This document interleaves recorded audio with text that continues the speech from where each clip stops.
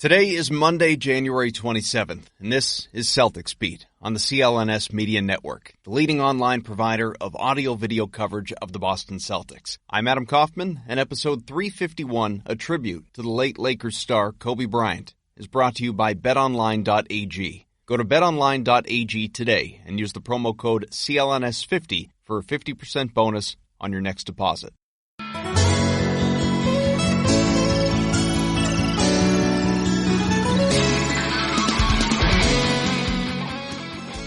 Bryant dribbling, has to put it up with the buzzer, banks it in! Oh, he banks in the three, and the Lakers win the game! Bryant on the move with the jumper. He got it! My! And the Lakers lead! Bryant with the save. Oh, you gotta get a shot here. Final seconds. Bryant for the win. Bang! Kobe Bryant has hit a shot at the buzzer! Everybody wants it to get into Kobe's hand. Kobe pump fake for two. Kobe stopped the Laker record. 81-point game. Ladies and gentlemen, you have witnessed the second greatest scoring performance in NBA history. Bryant on the move with the jumper. He got it! My! 58 points! And the Lakers lead! Kobe, Kobe, Kobe, Kobe, Kobe, Kobe, Kobe, Kobe. You hear that, and it's really all you need, right? One name. You know exactly who he is, like so many other sports luminaries in history. One name is all it requires to instantly picture a person, to conjure up an emotion, love, hate, respect, jealousy, awe, acclaim, whatever it may be. And in that case, Kobe. That's it. You know who he is. You know who he was. Kobe Bryant was just 41 years old, and his helicopter went down, as you obviously know by now, in Calabasas, California, with 9 people on board, including the NBA legend, his 13-year-old daughter, Gianna, Gigi, 7 others, just before 10 a.m. Sunday morning, West Coast time. A group that was headed to Kobe's Mamba Sports Academy for a basketball game. The weather, especially heavy fog, may have played a role. Maybe we'll never know. Obviously, those are some of the early reports. We're talking about a 5-time NBA champion, a 3-peat, and then the 2 after losing to the Celtics in 2008. Kobe Bryant won the next championship, got his revenge on Boston in 2010. In many ways, not that he needed it, but kind of rejuvenated him, resurrected something inside of him. You know, he talked about it at the time, made him hate the color green, losing to the C's in 2008, until a couple springs later when he got the last laugh. But a 2-time Finals MVP, 2008 regular season MVP, an 18-time All-Star in his 20 years, all spent with the LA Lakers, 4th now all-time on the NBA's point-scoring list with 33,643. Of course, all of those regular season. Always kind of bugs me when postseason stats aren't accumulated, aren't counted in that type of thing. That's a whole other thing. But future Hall of Famer in months, not years. 13-time All-NBA, 11 of those first team. 2-time Olympic gold medalist. A career that is one of the greats. I mean, in many ways goes beyond comprehension. The guy was loved, he was hated, and really I'm talking about him as a player, you know, on the court. I realize he leaves behind a complicated legacy for at least one thing off the floor, but I'm talking about purely on the court. Loved, hated, but almost universally respected. Sparked so many debates.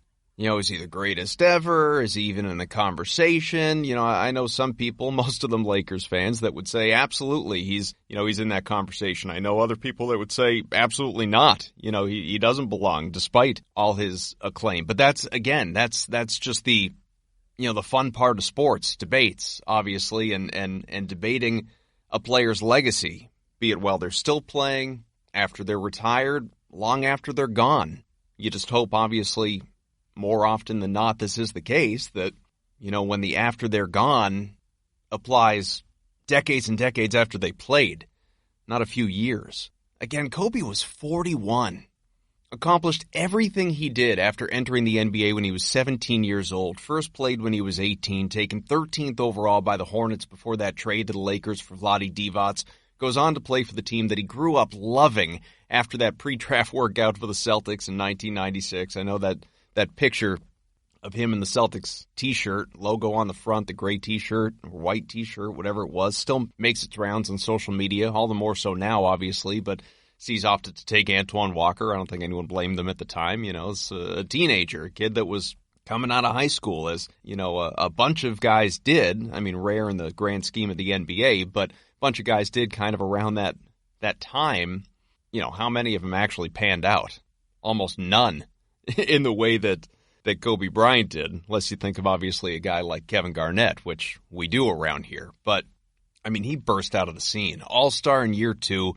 Over the course of time, conjuring up memories of Michael Jordan, the way they played. I tweeted out at Adam M. Kaufman. You can see the video I put out yesterday that I didn't edit it. I couldn't tell you who did, but it was making its rounds. I think it has for years. And I put it out of just how, in some ways, at least in this video, Kobe and Michael just mirror images of one another on the floor, with regard to some of the moves and some of the different things that they did and the way they celebrated or reacted, and really just a fun, cool watch. But he had an incredible career. I don't think anybody would argue against that. Hell, I mean, he had 2 Hall of Fame careers and wore 2 different numbers and has 2 damn numbers in the rafters in L.A., 8 and 24, which, I won't lie, I mocked at the time. I still think it's kind of ridiculous, but it's not as though it is undeserving. It's just the idea of one player having 2 retired numbers. But he's a Los Angeles icon, one of the greatest players in NBA history. He absolutely is. And a man, some, like Magic Johnson, a Lakers great. I mean, he's called Kobe the greatest Laker ever. I don't personally agree with that, but some would. A generation of fans absolutely would. And now he's gone. After living half a life, 41 years old. In today's where we are, the only reason a person ever lives to just 41 years old is when there's a tragedy, when something horrible happens, or you're stricken by a horrible disease. It's not, natural causes, natural health, that stuff's supposed to take you into your 80s, your 90s.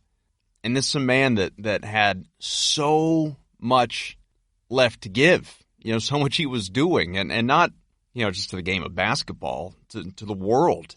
We were seeing that. We were starting to see it over the last couple of years with Gigi, with his daughter. And if you feel like, we've already gone 10 minutes or whatever and I haven't spent enough time on that, I'm going to. If you haven't noticed, it's going to be a different kind of show. We're not talking about the Celtics all that much.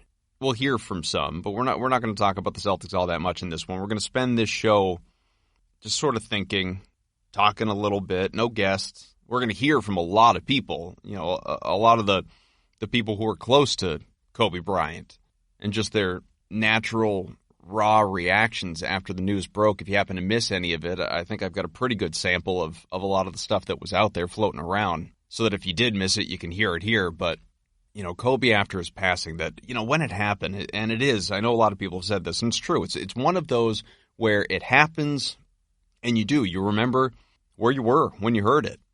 For a generation, again, I'm not going to say it's the same thing. It's not, but for a generation, this is like, where were you when Roberto Clemente's plane went down, when you heard that? Where were you when JFK got shot, when you heard that? Where were you when 9/11, again, very, very different, but there are these instances in this world, in our existence, that you hear it, and you instantly remember where you were, what you were doing, where you were sitting, who you were with, what you were wearing, whatever the hell else. This is one of those. This is going to be one of those. And TMZ breaks that story, and so many of us, as you do when these stories come out, and this is far from the first tragedy that the world or the sports world has had to endure. You see it. You see that headline on Twitter, and it's like, oh, this has got to be wrong. Hopefully somebody screwed this up. Hopefully this is a hack. And it wasn't. A lot of irresponsible reporting going around in the hours that followed the initial news.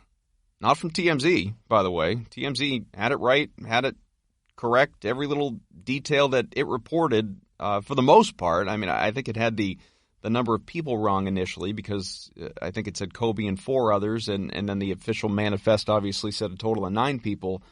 But, the misreporting with regard to whether or not any of his family members were on there. There was one report that said all 4 of his daughters were there, and then it was none of his family members were there. And then, of course, we come to learn that it's Gianna was on there, and Kobe was remembered on social media by a ton of people, too many to name, but among them, Shaquille O'Neal, Bill Russell, Magic Johnson, Michael Jordan, Paul Pierce, Kevin Garnett, Tom Brady, Julian Edelman, David Ortiz, Jason Tatum, Marcus Smart, President Barack Obama, a ton.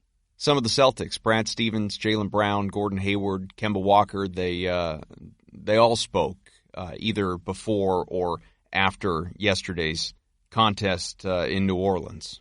I'd say most of the guys in the league, the way that I describe it, being a 43-year-old, Kobe's their Jordan. He broke the hearts of the Celtics many times, but there's probably no greater appreciation for him than all of us that work for the Celtics, and certainly our fans and all of our players. Totally looked up to him and totally admired him. In his last year, our guys were all sneaking around getting his shoes signed and everything else, just like everybody else, right? And, I know a lot of our staff did too. A part of I picked up to play basketball was because of him. He inspired so much and it was so tough that I never got to shake his hand. That's what kills me the most. I was looking forward to that day. Never got to meet Kobe Bryant, never got to play against him, but extremely inspired and honored, to just be able to play and be able to celebrate his name. I was heartbroken for his family. Being a father, it's, my stomach was hurting. It still is hurting. So I just, there's nothing that you can say to make it better, but certainly, praying for him and his family. And, it's just so tragic. So it's not. It was tough today. It was definitely tough. I've had a relationship with him, and he's been nice enough to, take his time. Took his time out and then showed me things, would text me, the message that he sent me, and it was tough. It's tough, but we weren't the only team out there. There's 2 teams out there and have to go out there and compete and, play the game that we love. And, for me, I kind of looked at it as I'm pretty sure Kobe would want us to play because that's the kind of fierce competitor he was. He just has so much respect around this league and, from players around the world, from fans around the world. We love Kobe. 16 teams wound up playing across the NBA after some, at least internal discussion. It was reported, should all the games be canceled? Everybody played. Celtics lost in New Orleans, but honestly, as Greg Popovich said after the Spurs lost to the Raptors. Good game, tough loss, who cares? Yeah, that's basically what it was. And there were tributes all across the country that you either heard, watched, or read about. Some games beginning with opening tip, it's grabbed, 8-second backcourt violation, turnover, goes to the other team, 24-second shot clock violation, goes to the other team, game starts. The 8 and the 24, so perfectly symbolic, obviously, of Kobe, in that he wore 8, he wore 24, and those are also the rules. It's an 8-second backcourt violation and 24-second shot clock violation. Some things you just can't make up. I don't know who came up with that idea to do it in that first game, or every game, but that first game, then it spreads to all the others. It's just a phenomenal idea. I know Chris Mannix floated out the idea of, at the All-Star game coming up in a few weeks, one team wearing all number 24, the other team wearing all number 8. Don't be surprised at all if something like that happens. We know what an important place Kobe Bryant has held, has played, has meant in NBA history. And that was on display. That was on display yesterday. It will continue to be on display all throughout the rest of the year, on into the summer, and I'll talk to you about that in a little bit. But listen, I have to pause for a second, not because I want to. I'm sure ESPN Telecast would like to have broken away from the Pro Bowl to do its coverage of Kobe Bryant. Sometimes that's not how the world works. You know, you have partnership agreements, you have sponsors, bills to pay, whatever it is. And this show's no different. So we'll get right back. I just want to tell you the show, it's brought to you by betonline.ag. Big game, of course, coming up Sunday. You can get in. Ton of action thanks to betonline.ag. How long the national anthem will go, whether there'll be a wardrobe malfunction, how many yards Patrick Mahomes will throw for, the Chiefs-Niners game, hundreds of prop bets you can get in on before the game starts. There's so many, I would normally list them and tell you odds and stuff like that. I'm not going to do that right now. Head over to betonline.ag. Use our promo code CLNS50 to receive a 50% welcome bonus on your first deposit. Get in on everything about the big game. Bring the playoffs home with our exclusive sportsbook partner, betonline.ag. All right, let's get back to the more important things here. You know, we heard from a lot of people yesterday, and I'm going to play you a lot of sound right here. A lot of it heart-wrenching, tear-jerking type of sound. I tried to, you know, I'm not playing everything because, you know, some of these individual interviews obviously went on for minutes at a time, but just some clips from each of them. Kobe's former teammate Bryant Shaw was on NBA TV where he works. Used to coach Kobe as well. He was an assistant and associate on the Lakers for a number of years, so the two very close. You know, my family died in a car accident in 1993. One of the things that kept me going is the fact that while they were here, we lived. And we made a lot of memories together. And when they're gone, that's all that you have are the memories that you made while they were here. For those Kobe fans that are out there that are feeling like I feel right now, just try and think of all the joy he brought you, making the highlights that you remember. For all the Laker fans, that the championships that he brought, that put smiles on your faces, those are memories that you're going to have to rely on going forward. As sad a moment as it may be right now, we were blessed to have such a talented player to bring us the amount of joy and happiness, especially, like I said, for Laker fans and NBA fans as a whole. You know, it was a blessing for us to even have him as long as we were able to have him. And then there's, of course, Kareem Abdul-Jabbar, one of his, you know, NBA predecessors. But again, you know, you're talking about an all-time great, an all-time Laker great as well. Kobe was an incredible family man. He loved his wife and daughters. He was an incredible athlete and a leader in a lot of ways. He inspired a whole generation of young athletes. He was one of the first ones to leave high school and come into the NBA and do so well, dominating the game and becoming one of the best scorers that the Los Angeles Lakers has ever seen. I had the privilege of being there when he scored his 81-point game, and it was something that I will always remember as one of the highlights of the things that I have learned and observed in sports. This loss is, it's just hard to comprehend. You can't think of the Lakers and not think of Jerry West, the logo. Kobe's legacy, that it will remain forever. His impact will remain forever. And, but my God, I just feel so horrible for his family. Oh, my goodness. Then you have good friends like Tiger Woods, who literally didn't find out until he was coming off the course, you know, walking off the 18th green, gets the news from his caddy as he's heading to an interview, in part because his caddy told him, you're probably going to be asked about this, and of course he was, but turns to him and says, excuse me? And the two were good friends.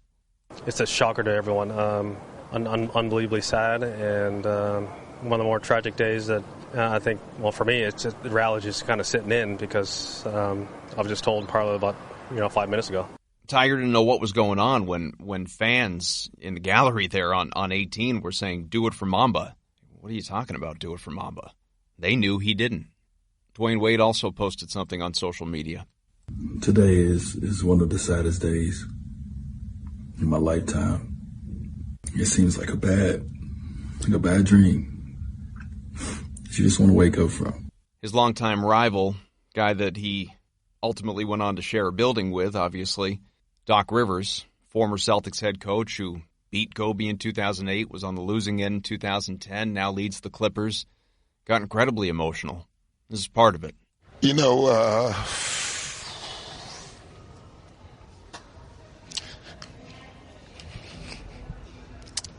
I just don't have a lot to say.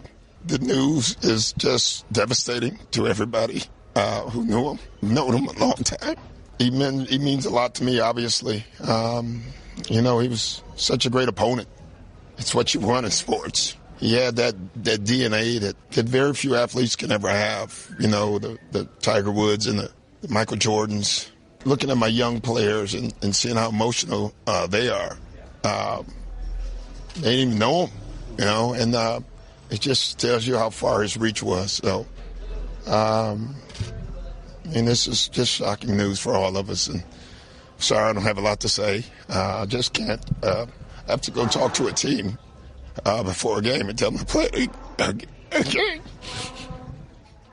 Chris Collins, if you don't know that name, is the head coach over at Northwestern, has been for a number of years at this point, half dozen or so. Doug Collins' kid. Doug Collins, of course, longtime NBA coach, player. 4 years older than Kobe. He's 45 and has literally known Kobe from birth. He was 4 years old when Kobe was born. Their dads, Doug Collins and Kobe's dad, Joe Bryant, they played in Philadelphia together. And so they met and didn't just meet, you know, as baby and little kid, you know, they kept in touch. They grew close over the years, over the decades. Chris even was a coach with those national teams in 2007, 2008, 2012 that Kobe played on. They were close there, you know, close all the way through. Well, needless to say, obviously the news hit him hard as well. I have a lot of history with Kobe going back to when he was a little kid. And I have a daughter who's 13. Obviously, everybody in our program, our thoughts and prayers and are with him and his family and his wife, their children. Really a hard day when it puts it all in perspective about just playing a basketball game. Every minute's precious, man. Every minute's precious.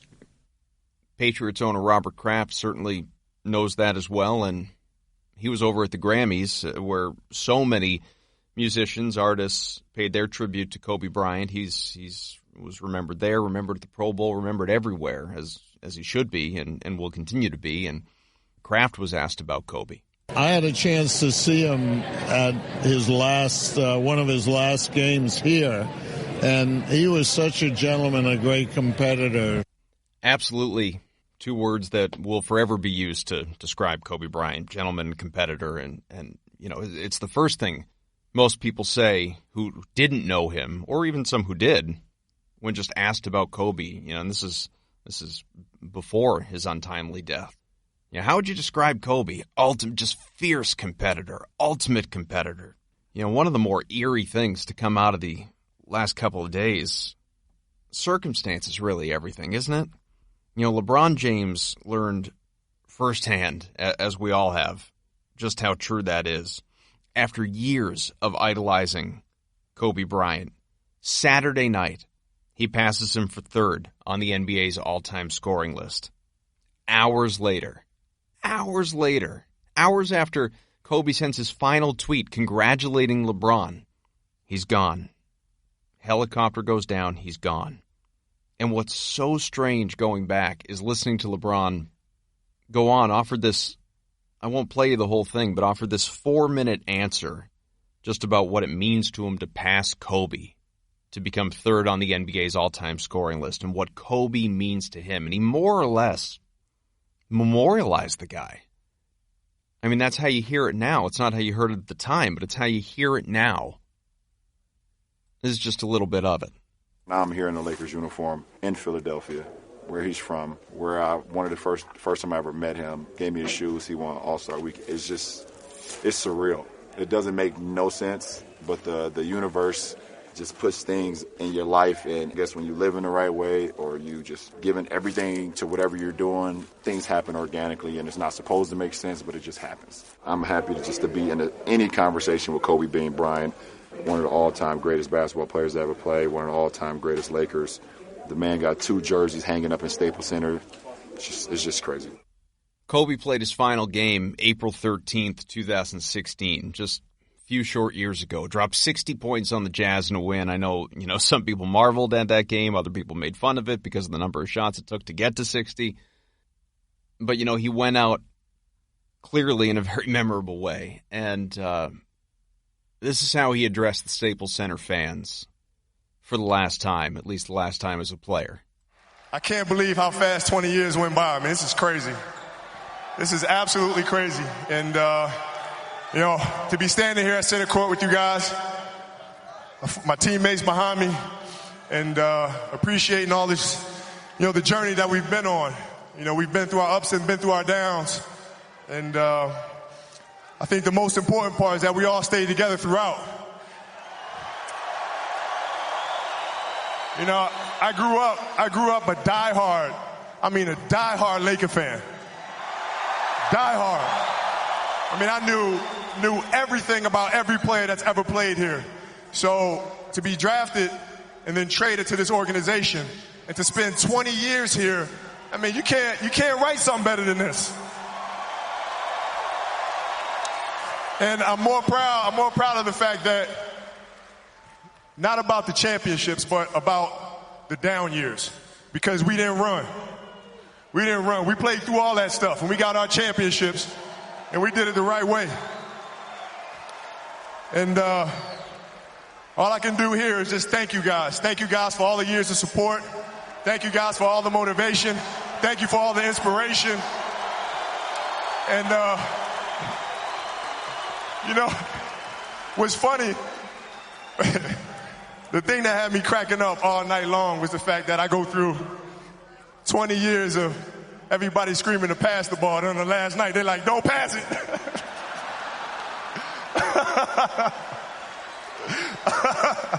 This has been absolutely beautiful, you guys. I can't believe it's come to an end.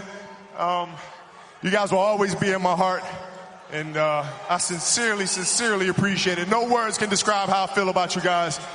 And thank you from the bottom of my heart. I love you guys. And I love you guys. And to my family, my wife Vanessa, our daughters Natalia and Gianna, thank you guys for all your sacrifice. For all the hours I spent in the gym working and training. And Vanessa, you holding down the family the way that you have. I can't, there's no way that I can thank you enough for that. So from the bottom of my heart, thank you. And what can I say? Mamba out. From there, Kobe stormed into retirement, just breezing through one challenge after another. Founded a multimedia company, won an Oscar for a short film, Dear Basketball, published multiple kids' books. Most importantly, made the most of his time with family, mentoring, coaching, teaching his daughter Gigi. Of course, as I said, as you know, last place they were going, was to one of her games at his basketball academy. About a year and a half ago, Kobe was on Jimmy Kimmel Live. This clip's been all over the place. I'm sure you've heard it. And it cuts at you. Kobe was, you'll hear, asked about just, having 4 daughters, 2 at this point who, probably won't even remember him. One definitely not, a little baby. Another that's 2 or 3 years old. Another that's going to grow up without a father, without a sister, and with some lasting memories. He was investing himself at this time in his life, among other things, in his daughter's career. What's going to come of her basketball experience? Do you think your daughter might want to play in the WNBA? She does, for sure. She does? I'm telling you. The best thing that happens is when we go out and fans will come up to me and she'll be standing next to me and they'll be like, hey, you got to have a boy. You and V got to have a boy, man. You got somebody carry on the tradition, the legacy.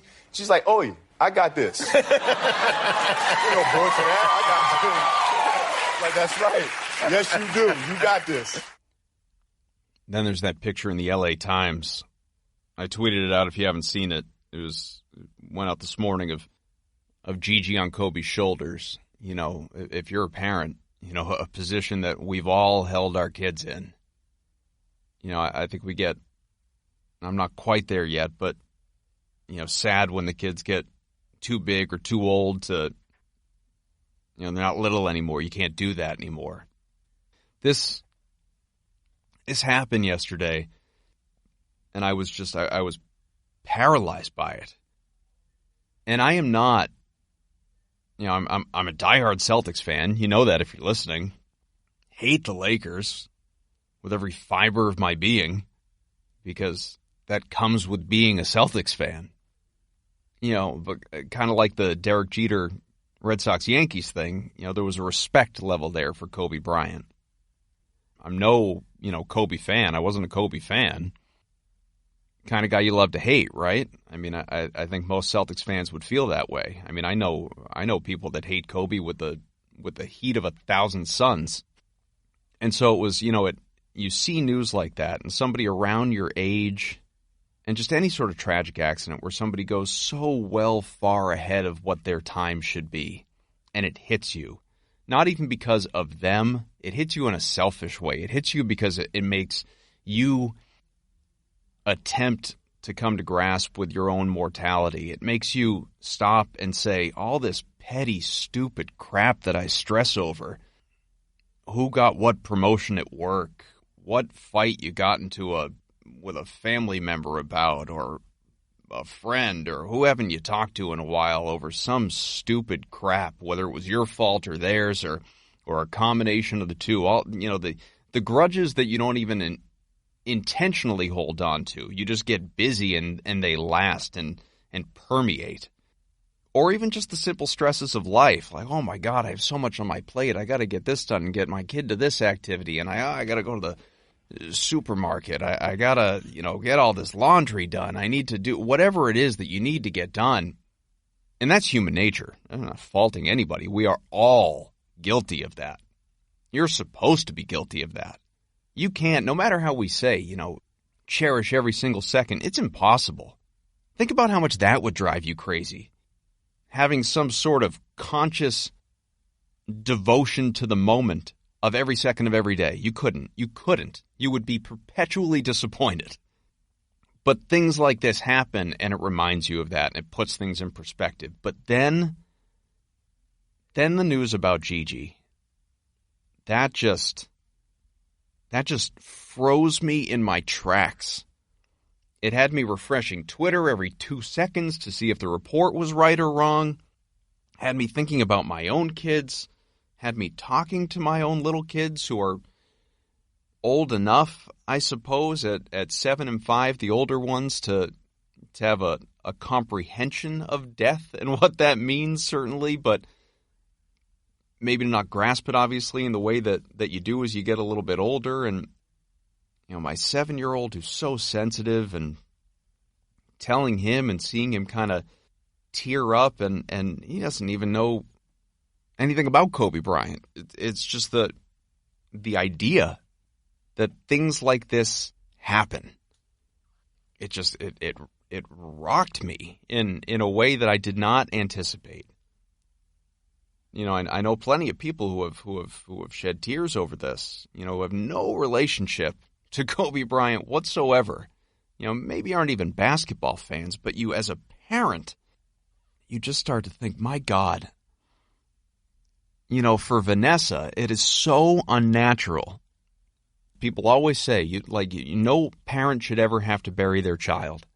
You lose your husband and you lose your oldest daughter in one fell swoop, left alone to raise 3 little girls who have lost their sister and their father. I can't fathom that. I would never want to, obviously. And then something we'll never know, short of some, a recording from a black box coming out. What was it like inside that helicopter at the end? Or when the end was near, when the end was sensed? Kobe and Gianna being together. What was the interaction? Was there panic? Was there the instinct of a parent protecting his child? Did he hold her and hug her close and kiss her and say, I love you? Did they cry? Did they just hug and hope and pray, oh my God, somehow let's escape this? Did they know it was going to happen and accept it and travel off together into whatever afterlife you may or may not believe in? I don't know. I mean, in my house, everyone does things differently. There's no, this is just something I do. I've done since I was a little kid. I don't even know why. I'm not entirely sure if I just started doing this on my own or if I got this from my parents. I couldn't even tell you. But, I have always ended every phone conversation or every, I'm leaving the house or someone's leaving my house, a loved one, family member. My last words are always, love you. To the point where it might even sound hollow or cliche, like they're just words because there's a repetition behind it almost. All right, Mom, Dad, talk to you later, love you. We all do it, right? I don't know exactly why. I guess beyond, God forbid tragedy should strike. I want that to be the last thing that I say to my wife, to my kids, my parents, my brother, my, whomever. Not like they don't know, not like they need to hear it. But I don't know, there's some sort of something behind saying it. And there are so many tragedies in what happened here. And I think a lot of people, understandably, are kind of fixated on life and legacy and Kobe's basketball career and what, just gone too young. And obviously, I mean, all of those things go without saying for Gianna. I mean, that's a life not even lived when you're 13. Robbed of that opportunity, such a promising future, taken. What happened to them is a tragedy, but the real tragedy is for those left behind. Vanessa, the 3 little girls that don't have their father, don't have their daughter, their sister, their husband. I mean, that stuff scares the living hell out of me as a parent, as a husband. And I think about that stuff, probably more than I should, fearful of it. And you think about the number of stupid things we may do in a given day that take you to any sort of unnecessary place. You know what I mean? Like texting and driving or something like that. Be smarter. Don't do it. There are so many examples. But that, a 13-year-old girl.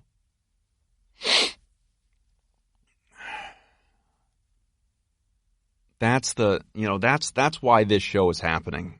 I feel like, I don't know. Maybe it would have been exactly the same if it was Kobe alone in a helicopter, as opposed to his daughter, multiple kids, multiple families, 9 people.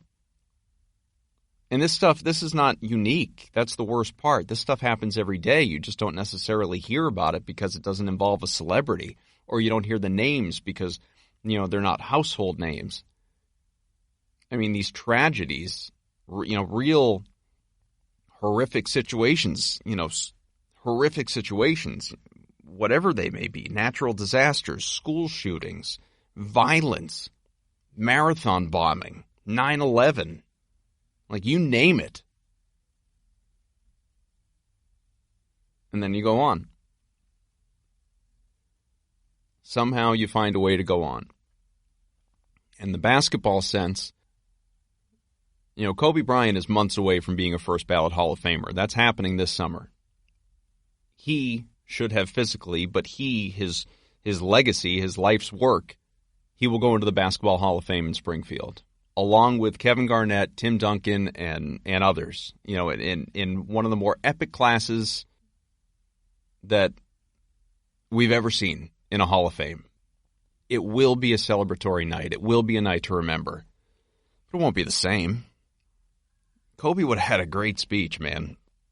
Those three guys, so similar in so many ways, so incredibly different in so many ways. It would have been just special. And I suppose it will still be special, but there will be a cloud over that night that just, it shouldn't be there. So, I don't know. I could go on. We all could. Like others have said, tell your family members you love them. Hug your kids, your wife, husband. Hold them tight. I sure did last night, putting my kids to bed. You never know. And we all take it for granted. We do. And you're lying if you say you don't. We all do it. But much like I'm sure it was hard to play basketball yesterday, to broadcast basketball yesterday, I have no interest in talking real basketball right now. So we're not going to do that today. There'll be more to get to with the Celtics and All-Stars and all that stuff that seems, that we passionately argue about and we have fun with, but it's also trivial. It doesn't mean anything. It's content. It's for fun, and thankful that you're here and that you tune in, but this is the stuff that matters. Kobe, to his credit, knew it. Said this not long ago. What I've learned is to always keep going. Always. There's been times, particularly early in my career, where it just feels like this is the end. But what I've come to find out is that, no matter what happens, the storm eventually ends. And when the storm does end, you want to make sure that you're ready. And so I've really learned to put one foot in front of the other, good, bad, or indifferent, because eventually that storm passes. This storm will pass too. For most, not all. Certainly not those closest to him. He couldn't have been ready. Not even in those final seconds, he couldn't have been ready. No one could be ready. Just sucks.